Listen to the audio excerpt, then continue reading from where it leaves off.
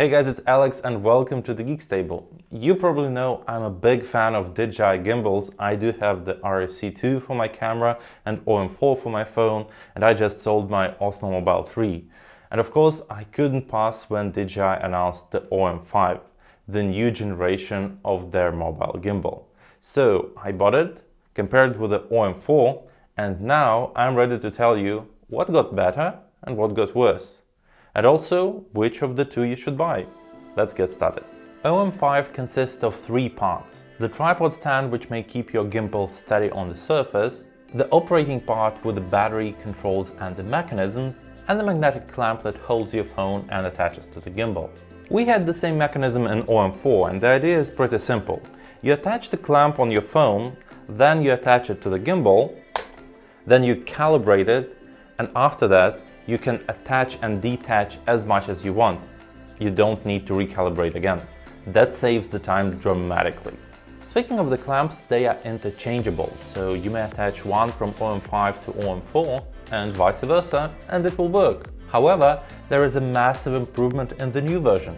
Here we have iPhone 12 Pro Max and its cases.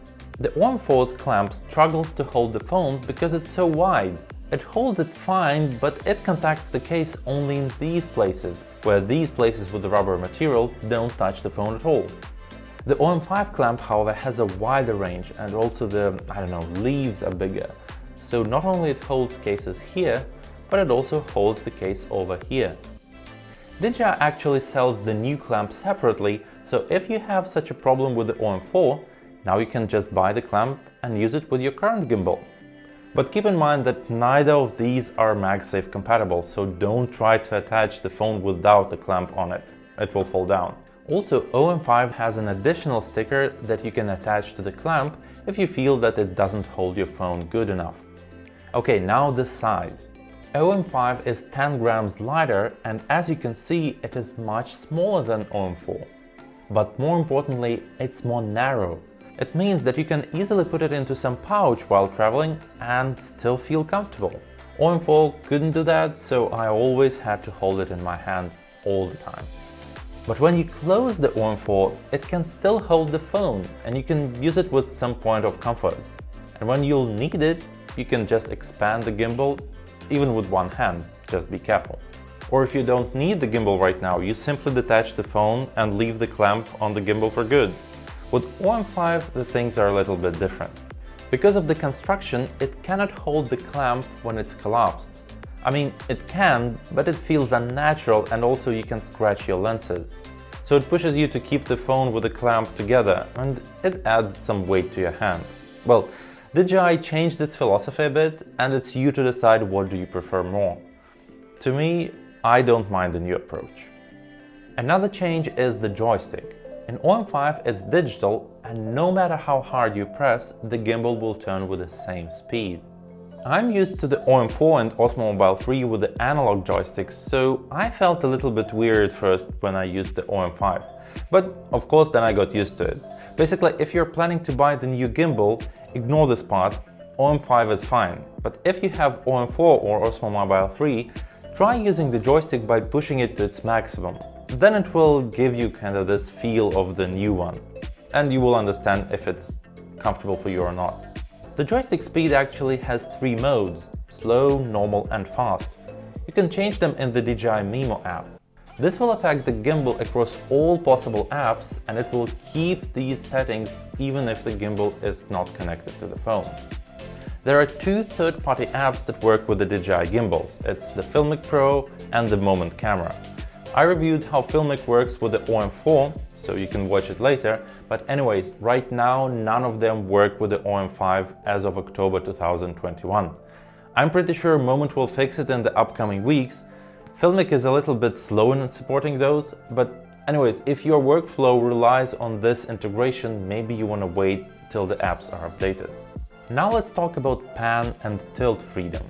Surprisingly, they're not the same, and actually, here I prefer OM4, the older model. If we turn them both to the far left, we shall notice that OM4 will able to turn quite a bit further. Then let's turn them into the far right. And by the way, during my review, DJI posted 2 software updates already. The gimbal was quite shaky in the beginning, but now it's as stable as OM4, so I really enjoy the fixing speed. And well, in the far right, OM4 goes further too. Also, let's say we want to do a horizontal pan video from left to right, but we actually want to point the phone down. For example, we're on some viewpoint on top of a building. So if we do it with the OM4, then it's fine, the phone stays in its position all the time. Now if we do it with the OM5, then suddenly the gimbal stops. Why? What's happened? In order to proceed, we need to put the phone a little bit higher. And now we can go further again. And it stops again. So we adjust once more. So if you rely on the joystick a lot in your creativity, then I would more likely buy the OM4. In general, if you wish to record something far up, DJI suggests you to use your gimbal horizontally and do the recording. It's okay, but you can't use a tripod in this case, and I treat it as a drawback in the new gimbal. Yes, we've lost some freedom, but we've also got some cool things too. This ultra-compact gimbal has now a selfie stick built in. Last year I suggested to buy such an extension to your OM4 if you need your phone to go a bit higher. It's lightweight, it's sturdy, it goes quite high, and it's easy to attach, but well, a built-in solution is so much better. First of all, this construction is super sturdy. I believe that only a very strong wind can make it wobble. Look, this is my view with the standard gimbal, and now I can use a selfie stick, and it's a completely new experience. Also on the top of it, you'll have a hinge that allows you to bend the gimbal towards you. And the best part is that you still have your controls under your fingertips, so you can operate with a gimbal as you normally would. If you're traveling alone and you're into filming your journey, this is a game changer. Now you can do super smooth selfies or ultra-wide shots. You can even shoot your own boots walking towards something interesting. It works best with the Apple Watch on your wrist, so you can see what you're actually filming. To me, this is a great upgrade to the gimbal. Now let's check the software part. So DJI provides their own app called DJI Mimo. You can do time lapses or hyperlapses here, so you can set up a desired length and frequency, select up to 4 custom points, hit record, and then it will produce the result.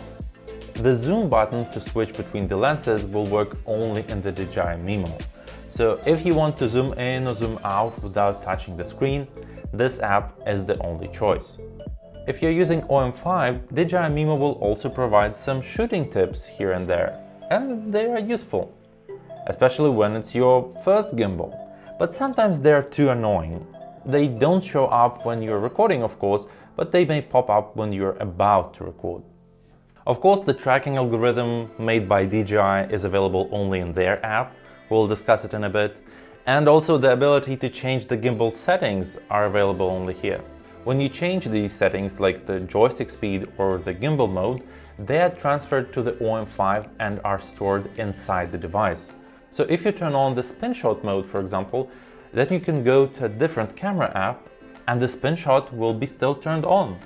Also, when you change the phones, I do recommend you to recalibrate your gimbal. It might save its battery a bit. Now, when it comes to tracking, DJI has this active track algorithm that can track an object and try to follow it. OM5 has Active Track 4.0 and OM4 has Active Track 3.0, the older version. And to be honest, I could see some improvements in the newer version, especially in the case of losing the object. OM4 just gives up and OM5 continues working. But of course it requires some practice to make it right. For example, if you're holding a gimbal yourself and following someone going with the same speed, then it's fine. Or if you're walking around some object in the middle and it doesn't move at all. But if you're trying to follow a fast-moving object like a train, it may be tricky, and for better experience you'll need a tripod for it.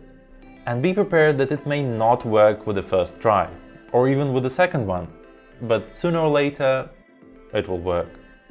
As an iPhone 12 Pro Max or iPhone 13 lineup user, you might ask, why do I even need a gimbal? My camera can now stabilize itself really good with this sensor shift technology. And that's a valid point. If you shoot rarely and only on your main camera and you're not on a run, then it's totally fine and you're good. But if you want to have the same smooth pictures on your telephoto and ultra-wide lens, especially when you're on the move, then you might consider buying a gimbal. If it's your first gimbal, I'd suggest you the OM5. You won't be confused with the new joystick and the way it moves, and you'll get a super compact gimbal with a selfie stick. And being compact here is the key, because most of the times we don't want to take extra gear because it's bulky and we're kind of lazy. I'm sure I'll take OM5 with me more often than the OM4. But if you have OM4 already and you don't need a selfie stick, you can either stay with it as is or buy the new clamp that will hold your phone more reliable. If you have any questions, feel free to put them down in the comments below. I will be glad to answer them. There's also this video about Filmic Pro working with the OM4 you might be interested in, so click on somewhere here on the screen. Stay healthy, stay subscribed. It's been Alex, and see you at the Geeks Table. Bye bye.